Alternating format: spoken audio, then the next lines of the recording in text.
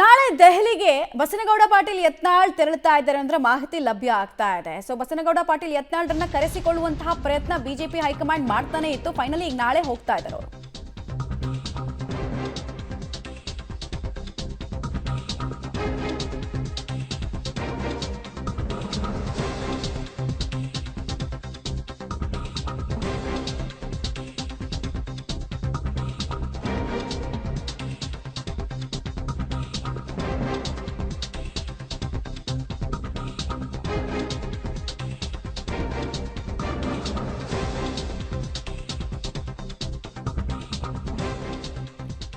ವಿಜೇಂದ್ರ ಬೆನ್ನಲ್ಲೇ ನಾಳೆ ದೆಹಲಿಗೆ ಯತ್ನಾಳ್ ಅವರು ಕೂಡ ಹೋಗ್ತಾ ಇದ್ದಾರೆ. ಮಾಜಿ ಸಂಸದ ಜಿಎಂ ಸಿದ್ದೇಶ್ವರ್, ಪ್ರತಾಪ್ ಸಿಂಹ ಇವರೆಲ್ಲರ ಜೊತೆಗೂ ಅಂದ್ರೆ ರೆಬಲ್ ತಂಡದಲ್ಲಿ ಸಕ್ರಿಯವಾಗಿ ಯಾರೆಲ್ಲ ಗುರುತಿಸ್ಕೊಂಡಿದ್ರು ಅವರೆಲ್ಲ, ಚಂದ್ರಪ್ಪ, ಹರೀಶ್ ಸೇರಿದಂತೆ ಹಲವರ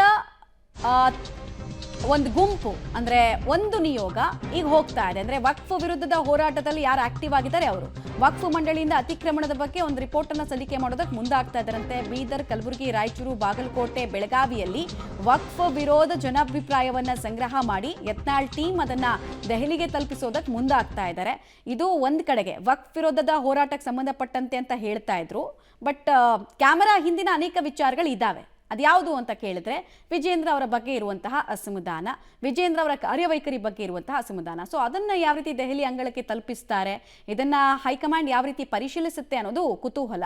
ಒಂದ್ ಕಡೆಗೆ ಈಗಾಗಲೇ ಬಸನಗೌಡ ಪಾಟೀಲ್ ಯತ್ನಾಳ್ ಅವರ ಗುಂಪು ಈಗಾಗಲೇ ವಕ್ಫ್ ವಿಚಾರದಲ್ಲಿ ಅವರದ್ದೇ ಸಪರೇಟ್ ಹೋರಾಟವನ್ನು ಮಾಡ್ತಾ, ಅವರದ್ದೇ ಸಪರೇಟ್ ಪ್ರಚಾರವನ್ನು ಮಾಡ್ತಾ, ಜನಜಾಗೃತಿ ಸಮಾವೇಶಗಳಲ್ಲೆಲ್ಲ ಪಾಲ್ಗೊಳ್ತಾ ಇದ್ದಾರೆ, ಆಕ್ಟಿವ್ ಆಗಿ ಸಾಕ್ತಾ ಇದ್ದಾರೆ. ಈ ಕಡೆಗೆ ಬಿಜೆಪಿ ನಾಯಕರು ಈ ವಕ್ಫ್ ವಿರೋಧಿ ಹೋರಾಟ ನಮ್ದಲ್ಲ ಅಂತ ಹೇಳ್ತಾ ಇದ್ದಾರೆ. ಸೊ ಕುತೂಹಲ ಇದೆ ನಾಳೆಯ ಭೇಟಿ.